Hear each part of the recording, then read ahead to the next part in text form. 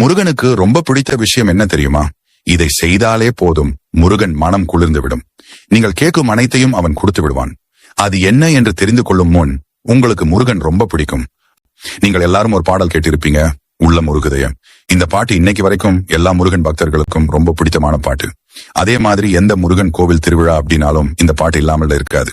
இது டிஎம்எஸ் அவர்களின் பாட்டு. இந்த பாட்டை எழுதியவர்கள் யார், இந்த பாட்டை எப்படி எழுதினார்கள் என்று கேட்டால் மெய் சிலிர்த்து போய்விடும் நம் அனைவருக்கும். டிஎம் சௌந்தரராஜன் ஒரு நாள் அவர் அருகில் இருக்கும் ஒரு காளிகாம்பாள் கோவிலுக்கு செல்கிறார். அங்கிருக்கும் ஒரு சுவரில் ஒரு பாட்டு எழுதியிருந்தது. உள்ளம் உருகுதையா முருகா, உன்னடி காண்கையிலே அள்ளி அணைதிடவே எனக்குள் ஆசை பெருகுதப்பா முருகா. இப்பேற்பட்ட பாட்டை நம்ம பாடாமல் போய்விட்டோமே என்று அவர் நினைக்கையில் கீழே பார்த்தால் இந்த பாட்டை எழுதிய ஆண்டவன் பிச்சை மரகதம்மா என்ற தெய்வீக பெண் இசையமைப்பாளரால் எழுதப்பட்டது. உங்களுக்கு முருகனின் எந்த பாடல் மெய் சிலிர்க்க வைக்கும், கேட்டுக்கும் போதே என்று காமெண்டில் சொல்லவும். ஓம் முருகா.